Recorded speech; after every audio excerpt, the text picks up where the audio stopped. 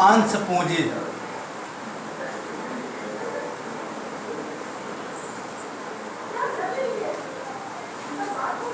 अंश पूंजी जब कंपनी शेयर इशू करती है तो जितने कैश कलेक्ट होते हैं उसी को अंश पूंजी कहते हैं। अब प्रश्न यह है कि ये कितने प्रकार के होते हैं। देखिए, इसमें सबसे पहले एथोराइज कैपिटल,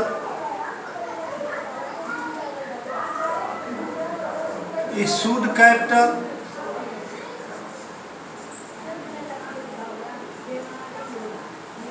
थर्ड है सब्सक्राइब्ड कैपिटल,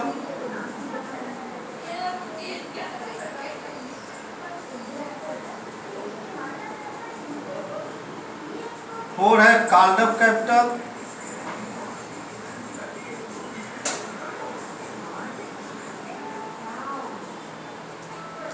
फाइव है पेड अप कैपिटल,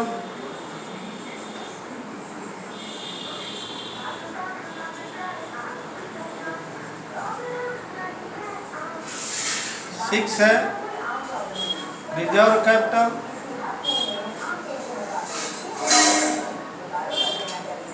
और सेवंथ है वर्किंग कैपिटल।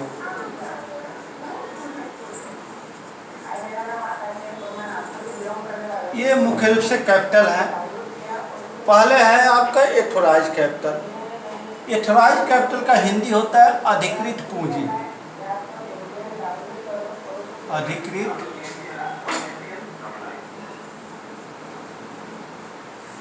पूंजी यानी कंपनी जब स्टेब्लिश होती है तो कंपनी के फ्यूचर देखकर ये अनुमान लगाया जाता है कि कितने से इनका रजिस्ट्रेशन कराया जाए, जिसको आप इसको एथोराइज कैपिटल या रजिस्टर्ड कैपिटल कह सकते हैं। आ समझ में? तो इसको कहते हैं अधिकृत। जितने से कंपनी का पंजीकरण रजिस्ट्रेशन कराया जाता है उसी को हम एथोराइज कैपिटल कहते हैं। दूसरा इश्यूड कैपिटल, जिसको कहते हैं निर्गमित पूंजी।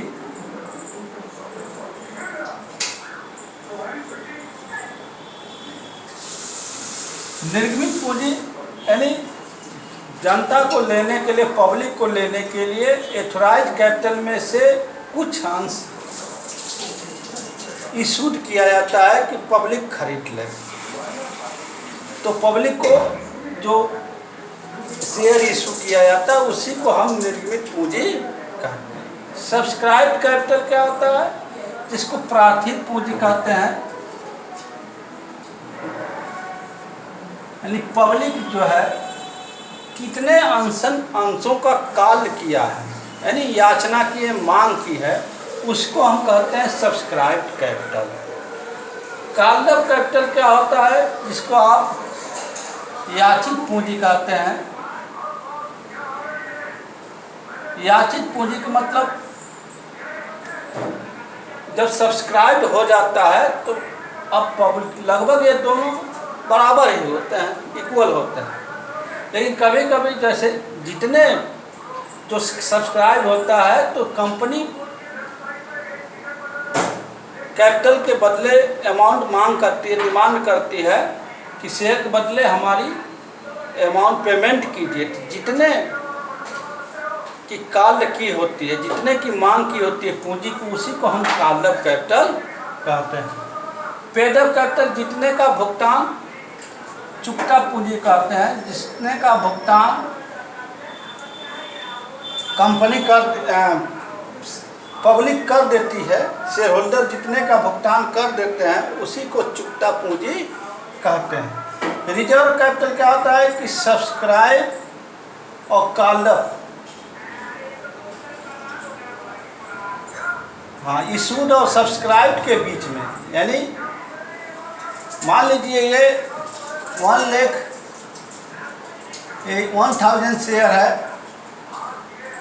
800 शेयर इशू किया गया, 700 प्रार्थित पब्लिक ने 700 के लिए, तो ये जो यहाँ पे 100 शेयर बच रहा है, ये है रिजर्व। क्या है? रिजर्व। इसी को कहते हैं रिजर्व कैपिटल। यानी इशूड और सब्सक्राइब के बीच में जो डिफरेंस होता है उसी को कहते हैं रिजर्व कैपिटल। इतने को कंपनी रिजर्व करके रखती है और इस कंपनी का जो इस कैपिटल का जो प्रयोग होता है कंपनी के लिक्विडेशन के समय यानी समापन के समय में प्रयोग होता है। वर्किंग कैपिटल क्या होती है कि current assets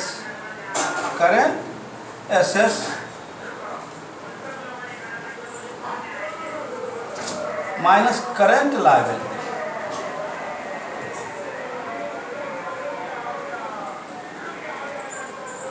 current assets minus current liability equal to working capital होता है। तो समझ में आ गया होगा कि जितने का फ्यूचर को ध्यान रखते जितने से कंपनी का पंजीकरण कराया जाता है उसको अधिकृत पूंजी कहते हैं।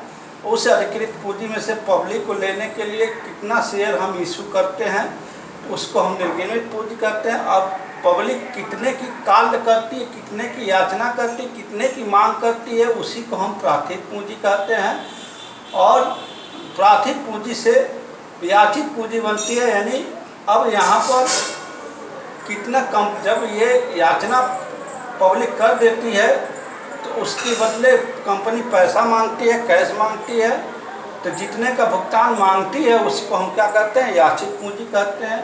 फिर पब्लिक जितने का पेमेंट कर देती है उसको छुट्टा पूंजी कहते हैं। रिजर्व कैपिटल क्या होता है कि निर्मित पूंजी और प्राथित पूंजी की जो डिफरेंस होती है उसी को हम रिजर्व कैपिटल कहते हैं और इसका प्रयोग हम कंपनी के लिक्विडेशन के समय में करते हैं। Working capital current assets minus current liability. अब हम नेक्स्ट देखेंगे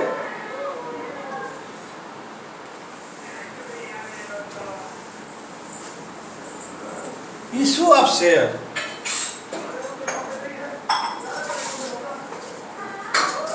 terms of issue of share. अंश निर्गमन करने की शर्तें।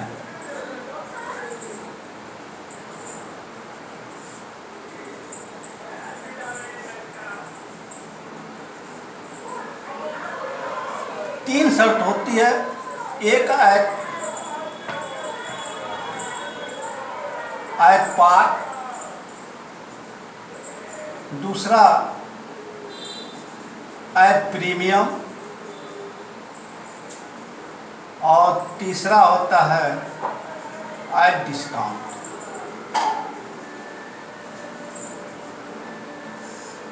ये तीन कंडीशन होते हैं और तीन कंडीशन पर कंपनी शेयर इशू करती है। आयत पार का मतलब होता है सम मूल्य।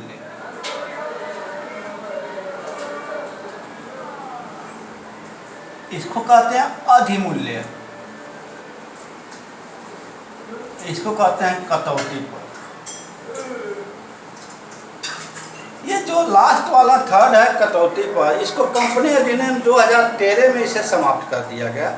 अब क्योंकि सिलेबस में है तो पढ़ाया जाता है, नहीं तो ये समाप्त। अब दो ही पर ही company at par at premium पर इशू करती है। एट पार का मतलब क्या है कि इनकी जो फेस वैल्यू होती है शेयर की, फेस वैल्यू एट पार में फेस वैल्यू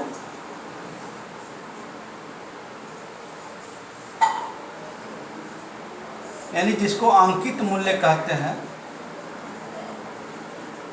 जो शेयर का होता है उससे अधिक पर इशू नहीं करते बल्कि उतने में ही इशू। यानी 10 रुपये का शेयर है और 10 रुपया में ही इशू कर दिया गया, इसको एट पार कहते हैं। एट प्रीमियम क्या होता है? एट प्रीमियम,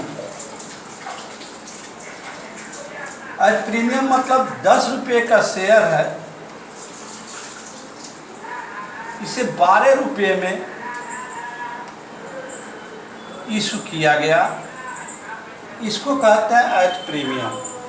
एट डिस्काउंट क्या होता है?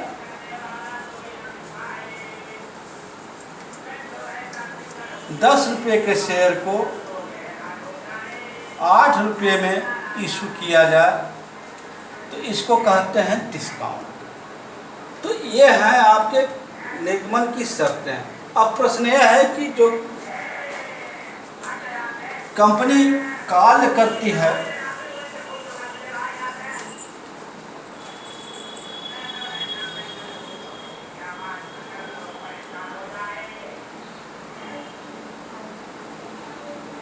पूंजी मांगने की शर्तें।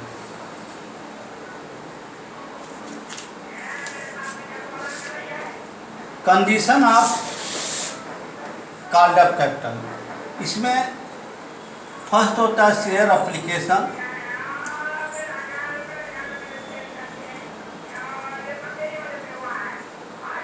दूसरा